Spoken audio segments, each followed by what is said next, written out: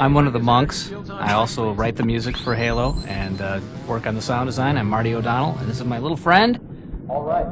Bigger than you think, O'Donnell. Joseph Staten, I do all the cinematics and otherwise pester Marty. Yeah, all the time. But we have to work together as a team because what is visuals without audio? That's true.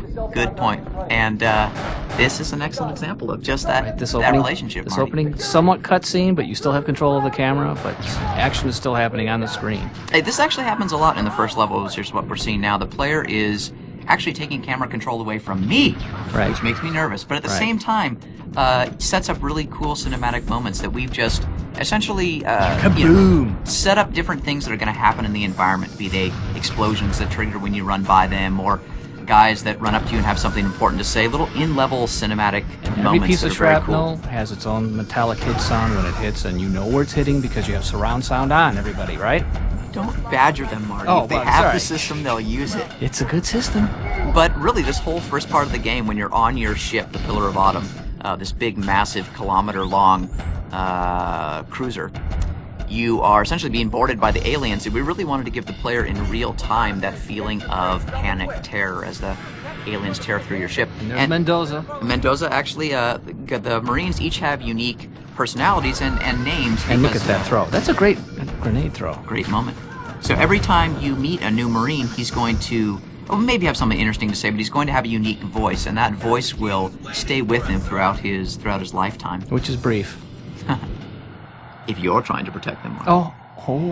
And this is a part of an insertion cinematic, what we call the cinematic moments at the beginning of a level, where we introduce the level to the player, show them the environment they're going to fight in, maybe show them a preview of the enemies they're going to face, that sort of thing. And hear the ambient background of the birds and the wind and the Covenant dropship coming from far away, and the music swelling as you see the sun.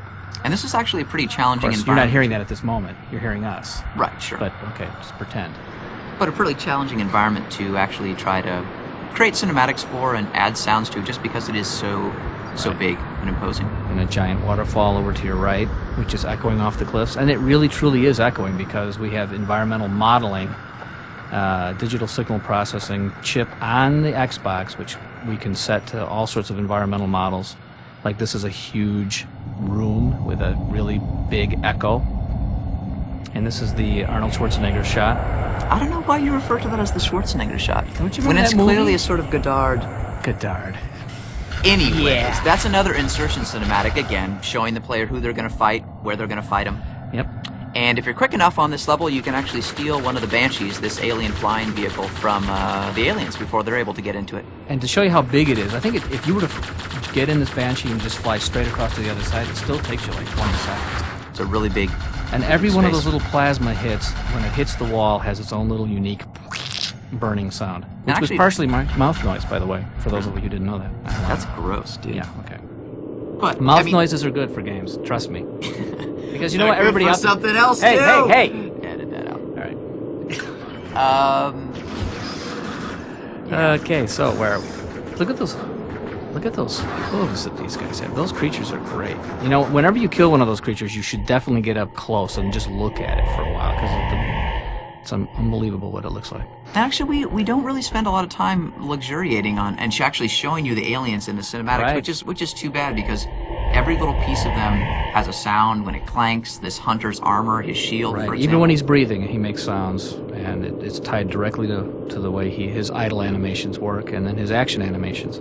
My favorite sound I think I've heard that you've created so far, Marty, though, is when you sneak up behind one of these hunters Yeah. and you melee attack them in the game, Yeah. and then, I'm not going to spoil it, but you just got to listen to the sound they make when they die, when they fall forward and die. Gabonk. It's good stuff. Think watermelon Yeah, wrapped there up you in go. a big thing of With a- tinfoil. Right, baseball Hitting bat. the ground. Yeah. So this is good here. You got the sniper rifle. You get in close. Hey, Does this Marty, remind you of does anything? Does this look familiar, Marty? Oh, Yeah, but I was on that other end. Oh wait, if that didn't look familiar, does this look familiar? No. Oh, Martin! What? Oh. Ooh. Yeah, That should remind you of every single time you ever faced me in multiplayer, muchacho. I know. But that's because I actually spend my time working rather than playing till I get good. Hey, if you listen really close, I think you can hear the ice creaking. Yeah, and the snowflakes actually hitting the ice. Uh-huh. Every detail is in this game. And the cool thing about, well, I mean, this is just cool, right? This is totally cool. I'm sort of mesmerized by it. Take that, dang!